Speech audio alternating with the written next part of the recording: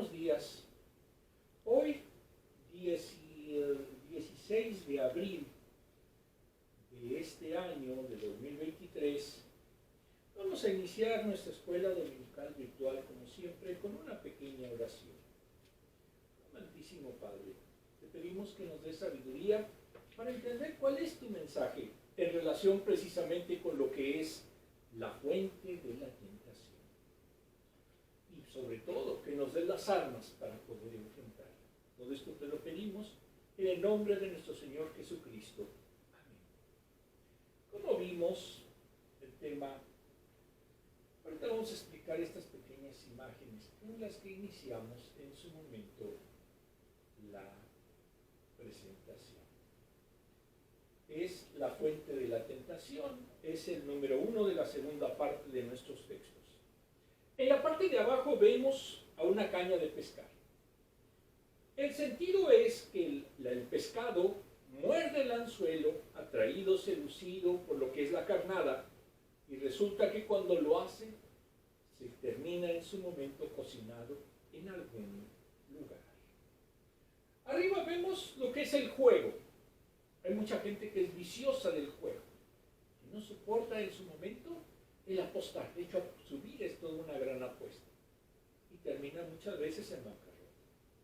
Y abajo, una pequeña imagen en la cual alguien goloso de las golosinas, en especial de las galletas, ve como si fuera un ídolo ese frasco con las niñas. Todo esto entraña que la naturaleza del hombre es por demás pecaminosa. Muy bien, vamos a ver en su momento la primera parte, como siempre, que va a ser en nuestro libro, en la versión española. Ahorita también vamos a ver la versión inglesa de Liveway, que precisamente son estudios bíblicos de lo que es la Convención Bautista del Sur, en especial la lección 1 de la segunda parte. El título ya lo vimos, la página es la número 68.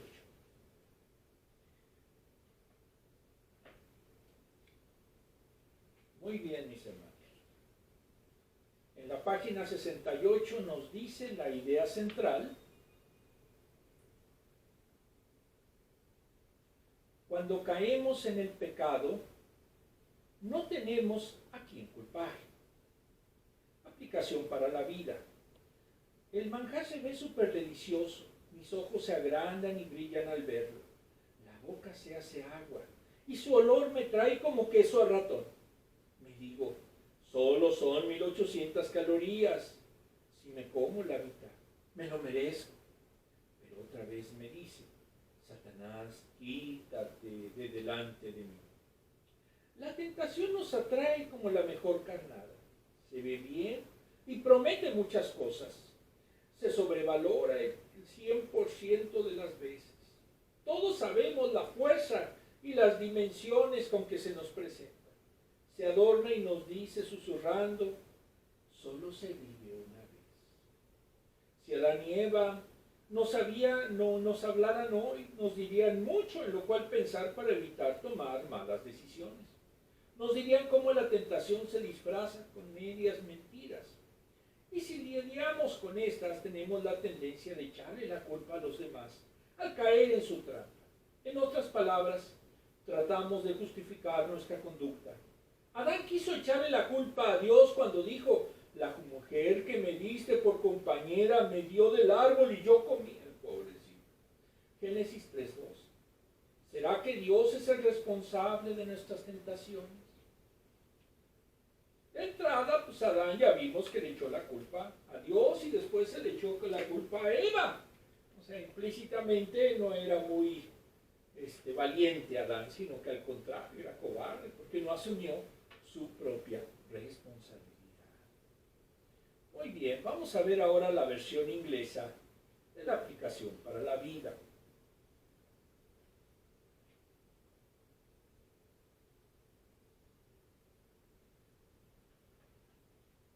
Todos tenemos una comida favorita. Ay, yo no tengo una, tengo muchas. Lo olfateamos y buscamos un tenedor. Es tan tentador. El impulso de comer un bocado de pastel puede no ser necesariamente algo malo, pero a menudo nos vemos tentados a complacernos de otras maneras. La tentación es el último cebo y cambio. Promete algo muy bueno, pero entrega algo dañino, incluso mortal. Si un diabético toma un pastel muy exquisito, pues se puede subir los niveles de azúcar espantosamente. Los peces descubren esto por las malas. De niño me encantaba pescar. Enrollaba un trozo de pan en un anzuelo, lo colocaba en el agua y vería a los pequeños peces volverse locos. Atraparía a los peces más pequeños y los usaría como carnada para atrapar los peces más grandes. Me emociona dejar caer el cebo en el agua y ver si poder atraer a un bajo o a un pez más grande que mordiera. Divertido para mí, pero no para los peces. ¿Qué nos atrae al pecado? Es posible que querramos culpar a Satanás. El diablo me obligó a hacerlo, pero la respuesta está mucho más cerca de casa. Afortunadamente la solución está tan cerca como una oración. ¡Oramos! La realidad es que muchas veces dejamos que la tentación nos domine. Entonces no es tan sencillo de decir, no, yo con una simple oración voy a quitarme la tentación. No lo hacemos, no se engañen tampoco. Muy bien. Este sería el pedazo de pastel que nos habla el autor, en inglés. Sí, la verdad sí se ve muy apetitoso. Retira esa imagen de mi vista. Si no, me voy a ir a comprar uno de esos. Muy bien. Vamos ahora a ver la escritura. Santiago 1:13. Que nadie, al ser tentado, diga, es Dios quien me tienta. Porque Dios no puede ser tentado por el mal, ni tampoco tienta a nadie. Aquí tentar se refiere a tentación, a un deseo desenfrenado por algo. Por ejemplo, el que no sabe decir no a consumir alcohol. Y cada 8 días, y después cada 3 días, y después diario, está borracho, beodo. ¿Por qué? Porque lo dominó la tentación al vino. ¿Se puede el mismo curar? No. Necesita mucho tiempo para curarse y nunca se va a llegar a curar. Dios no tienta a nadie. Es el primer postulado y enunciado que debemos contemplar. También hay codicia hacia el dinero. Hay gente que no sabe en su momento agradar o en su momento ayudar a otros, porque su único pensamiento es el dinero. Vamos a ver qué es la tentación. Aquí vamos a ser un poquito innovadores. ¿Han oído hablar ustedes de la inteligencia artificial? En la página de Bing de Microsoft apareció recientemente un texto en el que decía, de acuerdo a nuestra inteligencia artificial, tú le puedes preguntar lo que quieras. Y yo dije, vamos a utilizarlo en la escuela dominical. Creo que sería la primera vez, al menos públicamente, que suceda. Y vamos a ver lo que nos dijo esa inteligencia artificial. No tiene nombre. Es IA, inteligencia artificial. La tentación es el deseo de realizar una acción inmediatamente agradable, pero probablemente dañina a largo plazo. Por ejemplo, el alcohol. Hace muy rico con moderación una buena copa. Pero síganle ustedes diario y van a ver cómo no te, sobre todo su hígado. También puede ser el impulso que nos mueve a hacer algo, especialmente algo malo. Hay gente que cuando ve una máquina de tragamonedas, empieza con 1 centavo, termina con $1 y da toda su quincena tratando de que la máquina le dé un premio. Eso es vicio y eso es tentación. Según el diccionario de la lengua española, la tentación es la incitación a desear algo que habitualmente no nos conviene a largo plazo. La tentación está asociada a la seducción y la provocación. En el ámbito de la religión se refiere a la inclinación al pecado que todo cristiano debe evitar a toda costa. la tentación puede ir asociada a la imagen del diablo, ya que es él quien nos impulsa a caer en ella. Entonces, si ustedes en su momento piensan que no es que es muy sano tener un vicio, pues ¿qué creen? Esto va asociado con el enemigo. ¿Por qué? Porque un vicioso es un esclavo de ese enemigo. Es la inclinación hacia el pecado. Esto precisamente cuando le pregunté a esta IA en relación con la tentación en el sentido bíblico. Ven lo que me dijo. Es la inclinación hacia el pecado que todo cristiano debe evitar a toda costa. Según la Biblia, la tentación tiene dos orígenes, uno externo y otro interno. El origen externo de la tentación se encuentra en Satanás, quien ha sido nuestro mayor tentador desde el comienzo de los tiempos. El origen interno de la tentación se encuentra en nuestros malos deseos. La Biblia nos dice que debemos estar alertas y cuidarnos de no pecar. Cuando nos enfocamos únicamente en Dios, entonces no tenemos por qué preocuparnos por las situaciones que pueden ponernos en peligro. Esto, reitero, de acuerdo a la inteligencia, a la inteligencia artificial. ¿Pueden llegar en algún momento a predicar incluso una inteligencia artificial? Pues yo creo que sí. No apostaría que no.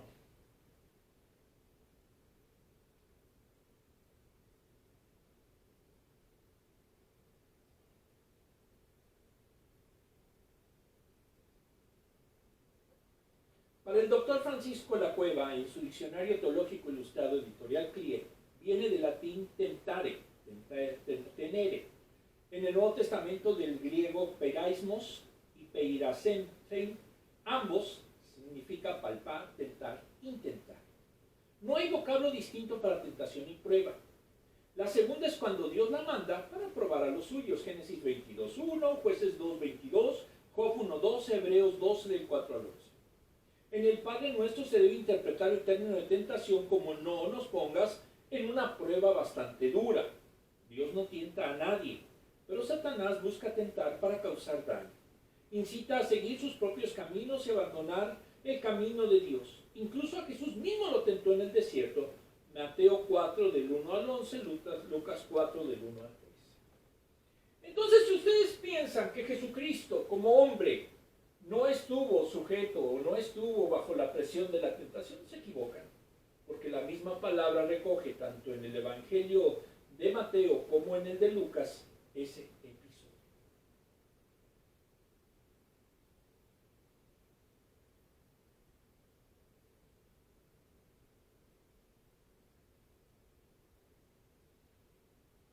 Muy bien, vamos a ver enseguida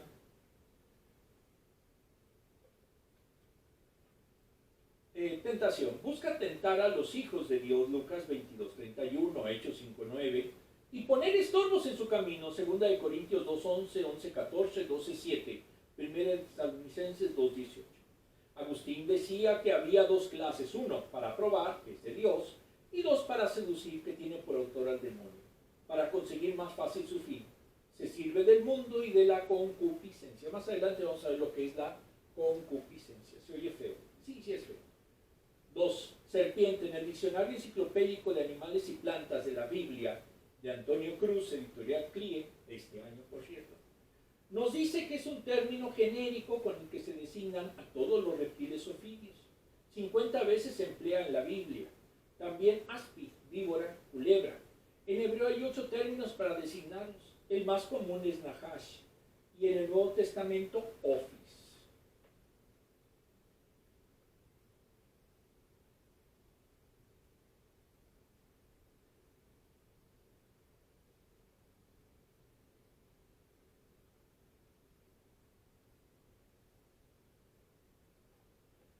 En Génesis se le ve como un animal astuto, tenía cabeza, pecho, sobre el que se arrastraba y cola. Génesis 3:1, 14:15, Éxodo 4:4. Algunos decían que hasta podía caminar y de hecho se encontraron por ahí unos fósiles donde se veía como una especie de serpiente que tenía patas. Se le relaciona con el polvo de la tierra porque su lengua lo palpa continuamente para olfatear el rastro de las presas. Miqueas 7:17 Isaías 65:25. Dios formó al hombre de polvo. La serpiente, identificada con el padre de toda la mentira, quisiera comer ese polvo para seguir tentando siempre al ser humano. Su mordedura inoculará su escepticismo y eventualmente los puede matar. Pueden vivir en todas partes. Entonces una serpiente lo mismo puede vivir en el desierto, lo mismo puede vivir en la montaña, puede vivir en un río o puede vivir en una selva. No, pero yo no lo quiero tener como mascota. Los romanos sí lo tenían. Quienes lo asocian en su momento con el demonio a la serpiente, pues este es un ejemplo porque hasta los cuernos tiene.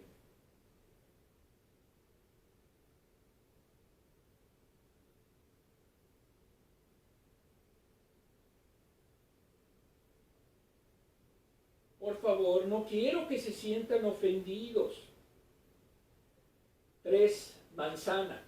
¿Por qué se identifica el fruto prohibido por la manzana? Según el diccionario de plantas y animales ya mencionado, en 374 después de nuestra era, el Papa, el líder de la secta católica, Dámaso I, pidió a Jerónimo Estridón que hiciera una traducción a la Biblia, de la Biblia hebrea al latín, la famosa Vulgata.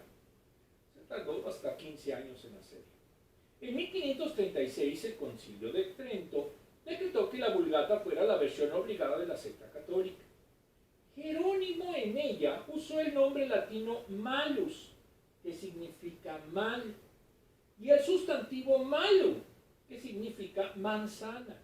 De hecho, su nombre de biología sería malus domestica, por lo que Eva, al morder la malum, la manzana, acarreó sobre sí el mal, el malus. ¿Qué significa? Que es falso que sea una manzana. Fue un mito que se derivó de una mala traducción de un juego de palabras y que dieron al traste con el significado real de la palabra. ¿Por qué?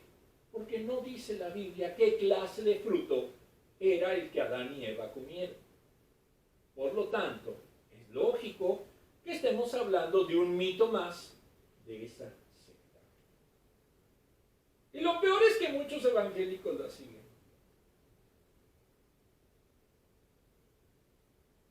Sí, no es cierto, es falso. No comieron la manzana.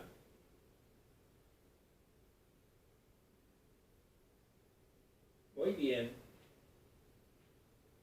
En el libro de Samuel Pérez Millós sobre la carta de Santiago, editorial CLIA, nos dice que la palabra que emplea tanto para pruebas como para tentar es la misma. Entonces, la distinción se establece por el contexto. Aquí no se habla de pruebas, sino de tentaciones que conducen a la caída moral del tentado. Las pruebas son permitidas por Dios, pero Él no interviene en las tentaciones. Las pruebas tienen un fin positivo, consolidar la fe. Las tentaciones buscan la caída, siempre contemplan un aspecto negativo. Si alguien en su momento está soportando situaciones negativas que no tienen nada que ver con Dios, entonces en ese momento estamos hablando de tentaciones. Si hay en su momento situaciones difíciles, pero que le hacen tener un mejor carácter, ser mejor, tener más fe, acercarse más a Dios, entonces son pruebas de Dios. ¿Puede haber una prueba y tentación a la vez? No, porque no puede haber, por una parte, una tentación que viene del diablo y por otra, una prueba que viene de Dios. El que cae en tentación queda lleno de remordimientos por su pecado. Hay muchos que en su momento se vuelven alcohólicos y siempre tienen en su momento los remordimientos: ya perdí mi familia, ya perdí mi casa. ¿Por qué? Pues no sé, la mala suerte, pero la realidad es que cayeron en la tentación de los vicios. Y lo mismo se puede decir de los drogadictos. Y lo mismo se puede decir de todos aquellos elementos que destruyen al ser humano en su virtud. No pueden originarse en Dios, porque Él es absolutamente justo y santo. Se le acusa como promotor de tentaciones, es blasfemo. Es un mandamiento. Si lo hacen es solo una justificación de su caída. No ser Dios. Toda bondad y santidad, que es toda bondad y santidad, inducirá la maldad. Como Adán acusando a Dios de creer a Eva, Génesis 3:12. Se deben imputar a Satanás, que es el padre de la mentira, Juan 8:44. Ahora, Satán en su momento puede ponernos 20,000 tentaciones. Si nosotros caemos, entonces nosotros somos culpables de hacer esa voluntad nefasta. No podemos decir de Dios, ¿por qué permitiste que él hiciera eso? Dios no puede ser tentado por el mal. Es absoluta su impecabilidad y alejamiento del pecado. Los dioses griegos eran sujetos a tentaciones, más bien eran más pecadores que nada. Entonces, Dios no tiene contacto con el mal, ni lo utiliza en detrimento de nadie. Él no tiene responsabilidad de sus propias culpas, porque Dios es bueno, Salmo 145:9. El Señor conduce todas las cosas para bien, Romanos 8:28. Él mismo no tienta a nadie, tentar es impulsar al mal, y con ello al pecado, lo cual es contrario a la santidad de Dios. Entonces, Él no es el origen de las tentaciones. Él no puede ser tentado a tentar a ningún creyente. Pero, ¿por qué le echamos la culpa a Dios?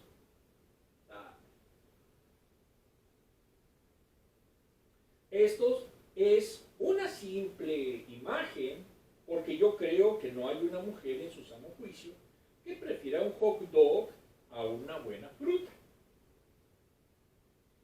Lo de que sean obesas es una causa de hormonas, yo creo.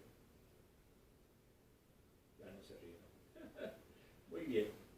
Creemos que somos víctimas de las presiones y tentaciones, sin ver que somos responsables de las decisiones que tomamos. A veces le echamos la culpa a otros, al diablo, a los semejantes, pero no todo es tentación. Dios nos dotó de libre albedrío que nos permite tomar decisiones a diario. No es solo entre lo bueno y lo malo, a veces entre lo bueno y lo mejor.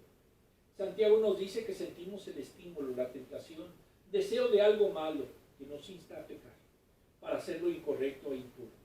Es como una carnada, un deseo de dejarnos vencer y nos pone en la encrucijada el bien o el mal. Y a veces, ¿por qué elegimos más el mal?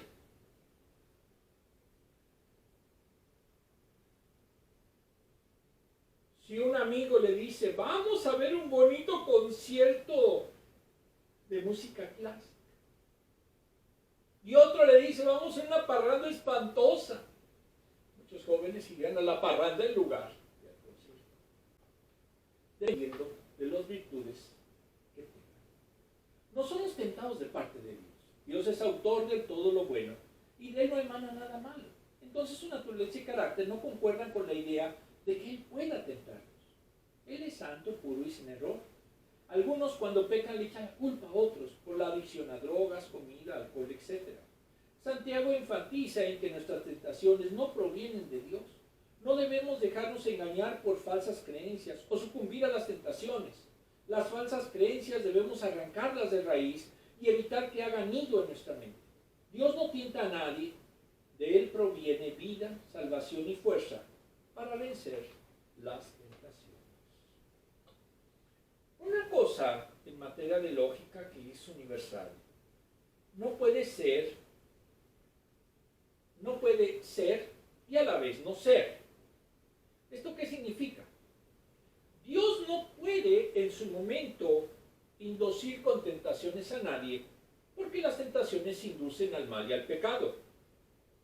No podría ser Dios si él mismo genera el mal. En cambio, si nosotros vemos de que esas tentaciones tienen otro origen, ya sea en Satanás, pero también en nuestras decisiones, entendemos claramente lo que es de Dios y lo que no es de Dios. Aquí vemos de un lado una expresión de un diablito, no sabemos cómo sean los demonios, ni quiero saberlo. Y del otro lado un angelito, que ya hasta tengo el nombre. Vamos a ver, preguntas.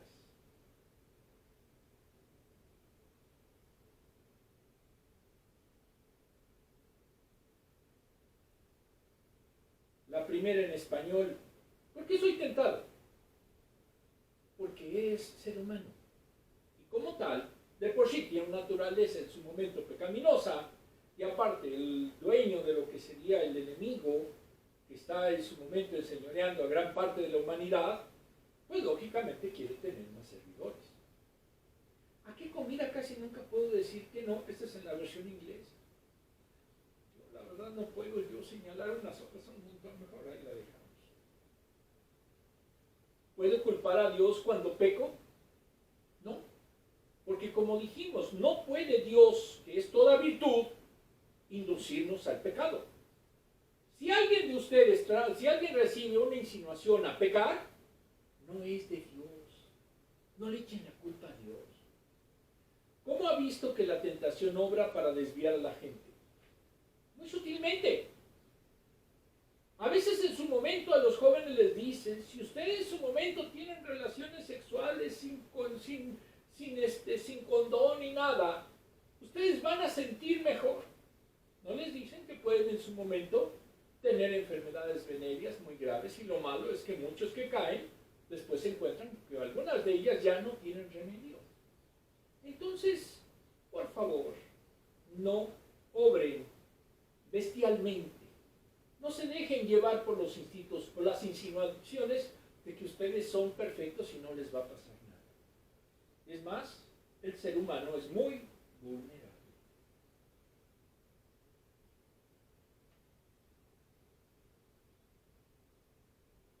14. Todo lo contrario. Cada uno es tentado cuando sus propios malos deseos lo arrastran y seducen. Aquí Santiago es bien claro. No le echen la culpa a los demás. Ustedes ya tenían tendencia.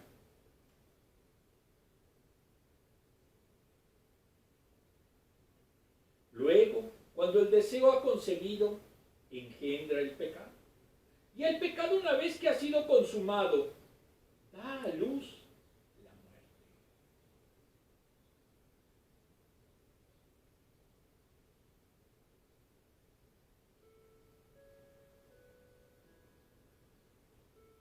Aquí en el post dice bien claro,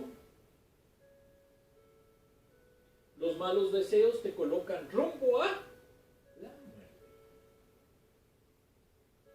Todo camino de perdición, toda tentación que es consumada va a desembocar en la muerte.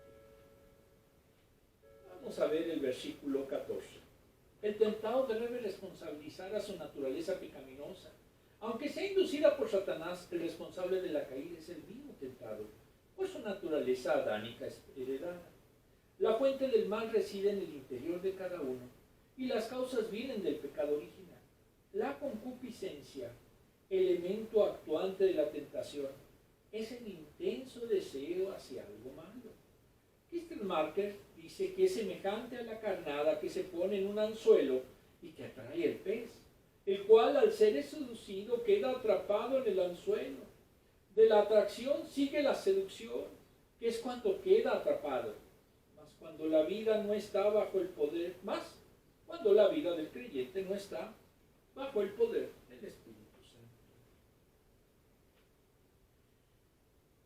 Todas las tentaciones tienen cara bonita. Si tú te dedicas a la apuesta, te vas a dar unas emocionadas increíbles porque vas a estar queriendo creer que vas a ganar siempre. Pero resulta que no.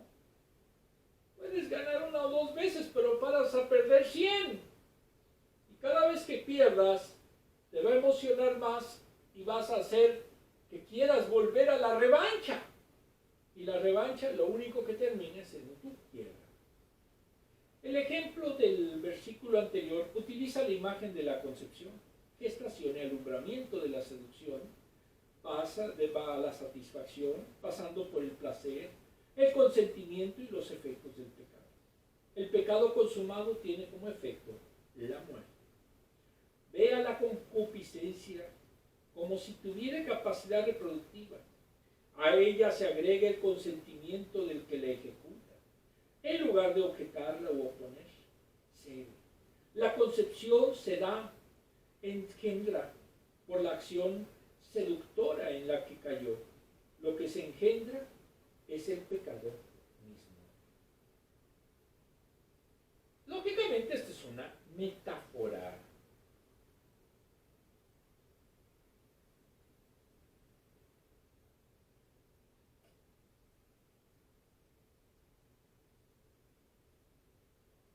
Surge de una gestación pecaminosa porque procede de la concupiscencia. Ella es la causa de la tentación que engendra pecado. Entonces, si fue concebido el pecado, madura para alcanzar el alumbramiento. Y al consumarse, el resultado será la muerte. El pecado está embarazado de muerte, que es alumbrada cuando llega a la madurez. Al nacido se le llama muerte, Romanos 6:23. Se refiere al resultado de la caída en la vida del creyente. No genera algo positivo para la vida eterna, sino algo estéril y sin fruto para la vida eterna, sin valor espiritual. Incluso en su aspecto físico, 1 de Juan 5:16. La concupiscencia permitida, seducción y atracción hacia el mal engendran pecado y este conduce a fruto de muerte. Cuando alguien inicia con un vicio, quizás dice, ay, yo voy a resistirlo, no me va a pasar nada, me hace sentir muy bien. Y va pasando el tiempo y ese vicio se va haciendo más profundo en el ser. Yo aún lo puedo controlar. Y llega el punto en el que causa un colapso espiritual porque pierde trabajo, pierde familia, económico, pero sobre todo físico. Y termina siendo un perfecto alcohólico, un perfecto drogadicto, y termina también en un gran funeral. Porque la culminación de todo ese vicio será la muerte.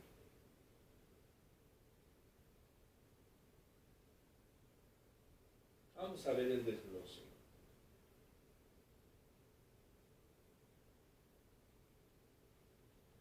El proceso de la tentación culmina con la muerte. No es automático, sino una serie de pasos que concluyen con la destrucción. Como lo dice Santiago, nuestras pasiones son las razones de nuestras tentaciones. Los judíos lo entendían como los malos impulsos de desobedecer a Dios. El yo quiero, yo deseo, demuestra esa inclinación, porque somos tentados por nuestra propia concupiscencia. La concupiscencia es el deseo de bienes terrenos, apetito desordenado de placeres deshonestos. Procede del griego eputimia, que indica deseo, lujuria. Hay que conocer la verdad de las cosas y no pensar que dichos deseos no nos pueden hacer daño o que nos llegarán a controlarnos.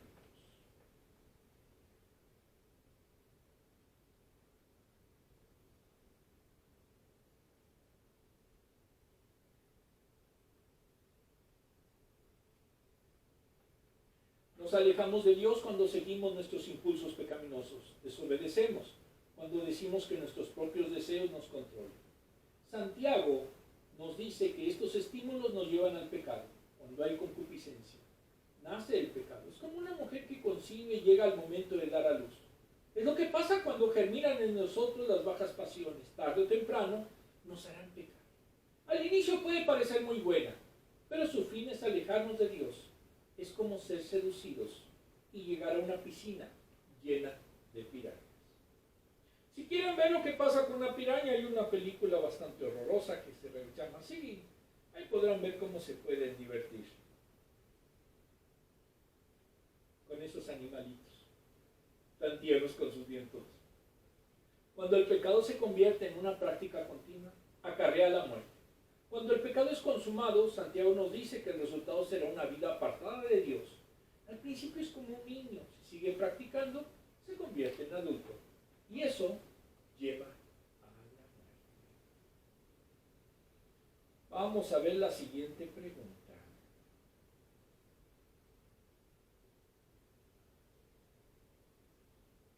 En español, ¿y entonces qué hago? Primeramente, estar cerca de Dios. Si usted quiere afrontar tentaciones sin tener cerca a Dios, sin estar en una iglesia de sana doctrina, va a ser muy difícil que pueda soportar la tentación. ¿Cómo describirías las etapas de la tentación en tus propias palabras? como algo bonito. Ay, todos en la escuela lo hacen, todos en la escuela fuman esto y fuman aquello, no pasa nada, no me va a pasar a mí nada. Empiezan a fumar, sienten placer, se olvidan de todo, y más si es alguna cosa rara, y de repente ya no saben ni cómo se llama. Empiezan a necesitar, empiezan a hacer cualquier cosa para comprar ese tabaco o lo que quieran. Terminan sus pulmones, termina su mente, termina su hígado, y tarde o temprano los va a llevar a la muerte física y espiritualmente. No se dejen engañar.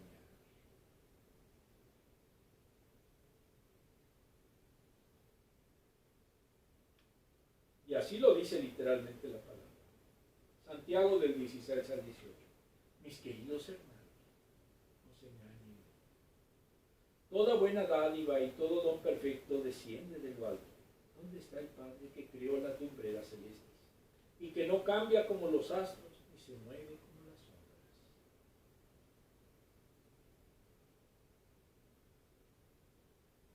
El último versículo. Por su propia voluntad nos hizo nacer mediante la palabra de verdad, para que fuéramos como los primeros y mejores frutos de su creación. En otras versiones dice sus primicias. Este es algo que tenemos que dejar hacer. Señor, tú eres nuestro Padre, nosotros somos el barro y tú el alfarero. Todos somos obra de tus manos. Isaías 64:8. Déjense ser verdadero barro que puede ser moldeado por Dios.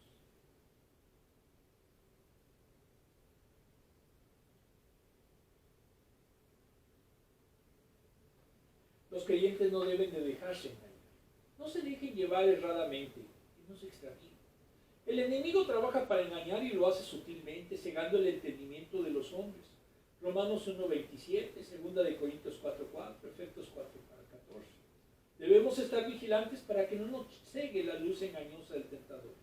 También es una exhortación subyacente a la iglesia. No se deje, no debe ejercer un dominio sobre la grey, sino conduciéndola desde el amor hacia las sendas de justicia, conforme al seguimiento de las enseñanzas del gran pastor. Es un epílogo de los versículos previos. Es un puente con lo que sigue. Muchos se han dejado engañar. Sí, se han dejado engañar.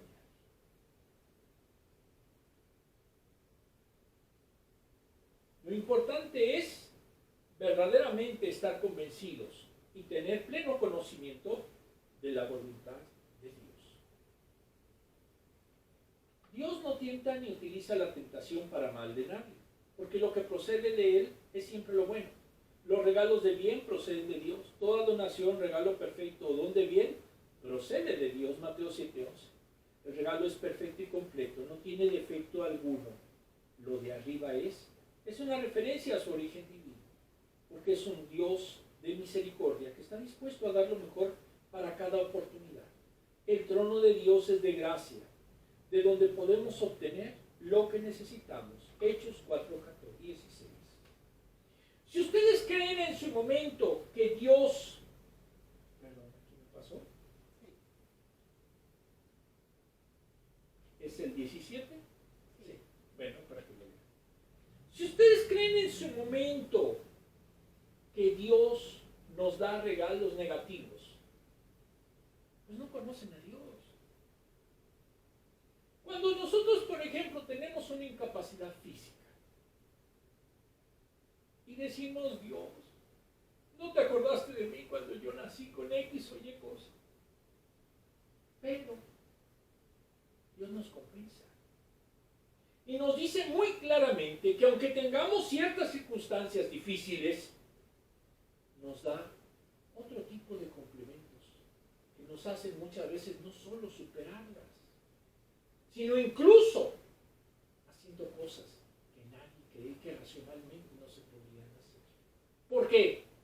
Porque son de Dios y nos dejamos conducir con Él. Al contrario, si si nosotros creemos que todo lo tenemos y que somos autosuficientes y que somos y que no nos va a afectar en nada cualquier tipo de tentación o vicio, terminamos sucumbiendo. ¿Por qué? Porque no tenemos a Dios como nuestra fuerza.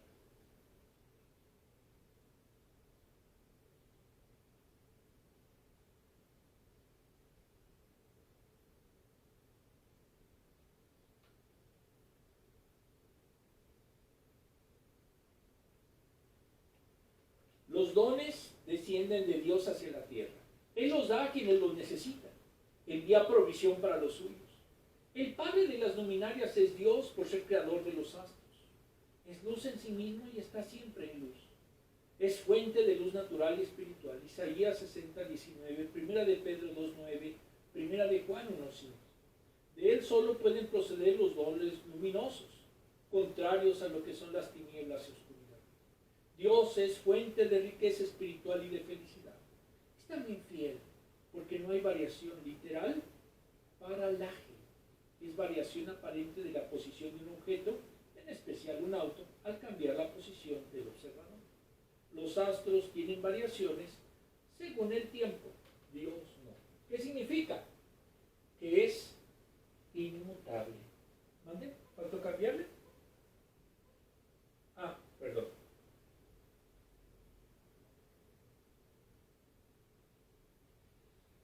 Aquí es algo muy importante. ¿Por qué? Porque cuando nosotros en su momento vemos a lo que son los astros, no los vemos siempre de la misma forma. Por ejemplo, la luna. La luna la vemos a veces muy brillante, pero después observamos que de repente no la vemos y apareciera como si la luna no hubiera sido llena de sombras. Lo que pasa es que por la rotación de los astros, a veces los vemos muy luminosos y otras veces, como no tienen luz propia, desaparecen en nuestra vista. Así es precisamente lo que sucede con las tentaciones. Las tentaciones en apariencia se ven muy bonitas, pero en la realidad son solamente apariencias. Pero la realidad, lo que es válido, lo que es eterno, lo que es inmutable, es Dios. Muy bien, vamos a ver el último versículo.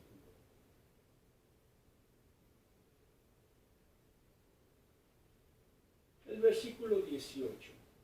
Perdón, estoy al 17. La expresión sombras o sombra de variación, debido a la ausencia de luz de un astro que tiene, debido a su movimiento de rotación, según apreciación del que lo observa. Por esto están sometidos a eclipses y eventualmente quedan en su oscuridad. Pero Dios es luz en sí mismo, por lo tanto, su perfección siempre es la misma. En Él no hay nada oculto, ni en su persona, ni en su obra. Es fiel, inmutable, Mateo 3:6. Entonces afirma que Dios no se eclipsa nunca. En Dios no hay periodos de sombras que lo oculten de los ojos de sus hijos. ¿Por qué? Porque es luz en sí mismo. Es un sol. Es más que un sol porque Él es el creador del sol.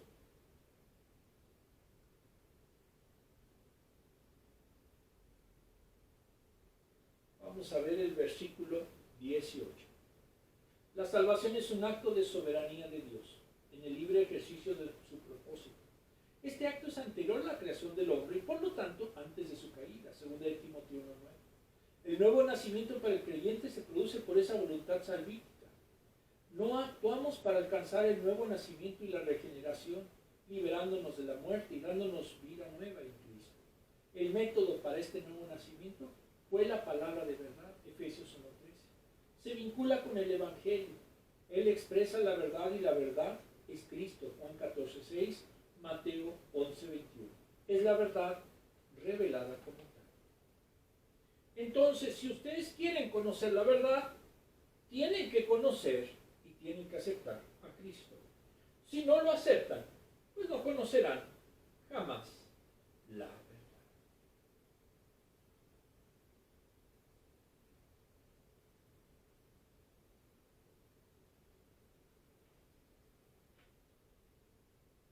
El último texto del contexto. Su palabra surte efecto salvífico en los creyentes. Por eso se debe vincular con el Evangelio, porque el Evangelio es poder de Dios para salvación. Romanos 1, 16, 17. El Evangelio proclamó la verdad y los oyentes la aceptaron, la recibieron, depositaron su fe en el Salvador de ese Evangelio. De ese Evangelio viene la fe, que viene por el oír la palabra de Dios. Romanos 10, 17. En la salvación opera el Dios Trino. Primera de Pedro 1, 2. Dios usa su palabra para hacer llegar al hombre el mensaje de salvación. Las primicias eran el grupo de espigas o primeros frutos de la cosecha, que anunciaban la abundancia posterior. Los convertidos a Cristo son primicias de los que habrán de venir. También se usa para referirse al pueblo de Israel. Jeremías 2:3, Romanos 11:16. Si queremos realmente ser primicias, ser el remanente fiel de que habla la Escritura, necesitamos precisamente tener fortaleza para poder resistir las tentaciones. Santiago dice a los creyentes que no se dejen engañar en cuanto al origen de las tentaciones. Dios es puro y santo, no tiene maldad, no es responsable de nuestras tentaciones. A Él solo lo podemos responsabilizar por lo bueno que nos pasa en nuestras vidas. Nos impulsa a mirar hacia arriba y meditar en la bondad de Él hacia nosotros.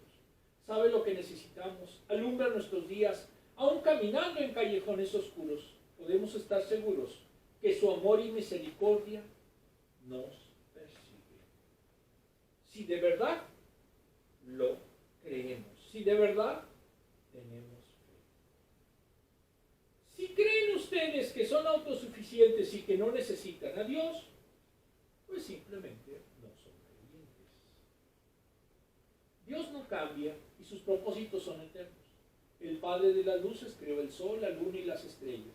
Apartó las tinieblas con su palabra. Es inmutable. Era su Padre y el nuestro también. Si hemos creído verdaderamente en Cristo. Santiago sabía que los creyentes pasan por circunstancias que ejercían presiones reales sobre sus vidas, pero debían de recordar que Él nunca cambia ni varía, como una sombra en movimiento. Sus propósitos son eternos, no cambian. A veces podemos sentirnos como aquellos creyentes atribulados, con una ligera diferencia.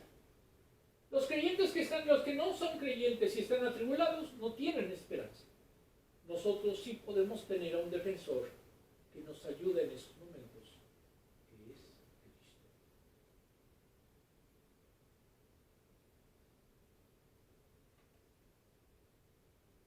Por último, Dios nos ha hecho nacer por la palabra de verdad. ¿Le recuerda el origen de las tentaciones y la inmutabilidad del carácter divino? Santiago declara que Dios nos ha hecho renacer por la palabra de verdad, porque Él quiso, nos hizo renacer para una esperanza viva. Su voluntad maravillosa y espléndida intercepta nuestro camino un día y el perfecto Padre llega a nuestras vidas. Dios ha venido no solo para darnos la vida eterna, para pagar nuestros pecados, y también nos ha dado su presencia y con ello el poder para soportar y vencer cualquier tentación.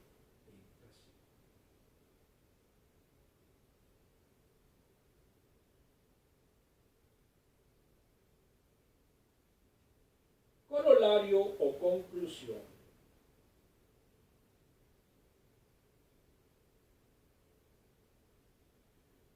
Porque de adentro del corazón humano salen los malos pensamientos, la inmoralidad sexual, los robos, los homicidios, los adulterios, la avaricia, la maldad, el engaño, el libertinaje, la envidia, la calumnia, la arrogancia y la necesidad.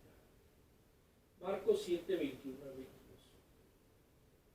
¿Qué es necedad en la vida? ¿Por qué?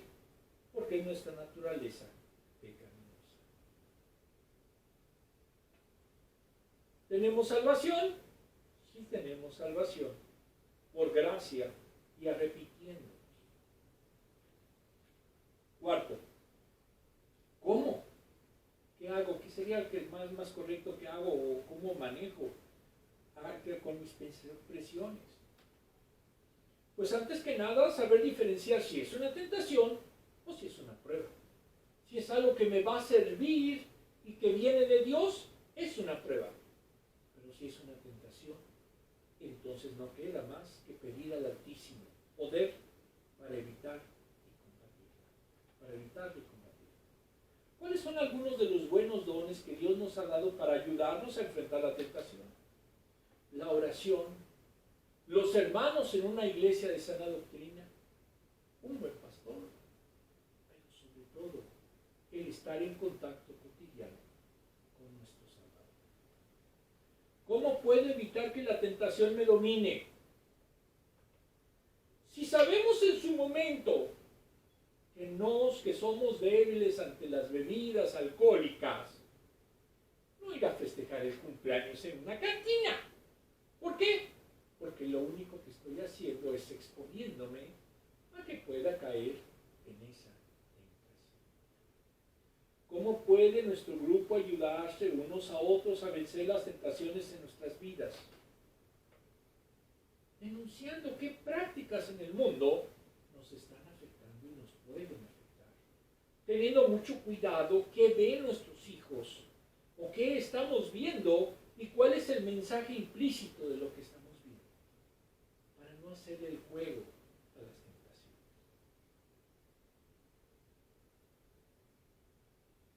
Vamos a leer este mensaje en voz alta. Ustedes atrás de la pantalla. Santiago 1:2. Hermanos míos, considérense muy dichosos cuando tengan que enfrentarse con diversas pruebas. Santiago 1:2. Vamos a despedirnos con esta pequeña oración. Amantísimo Padre, danos sabiduría para poder distinguir cuando estamos ante pruebas que vienen de ti y cuando estamos a tentaciones que buscan destruirnos, que buscan apartarnos de tu camino, que buscan que pequemos y con ello llegar a la muerte. Ayúdanos a tener fuerza en la oración, a tener fuerza en el amor, a estar convencido de que tú eres la fortaleza que nos puede ayudar a sortear tentaciones. Y también haz que no tengamos pruebas tan difíciles de poder sobrellevar. Todo esto te lo pedimos en el sagrado nombre de nuestro Señor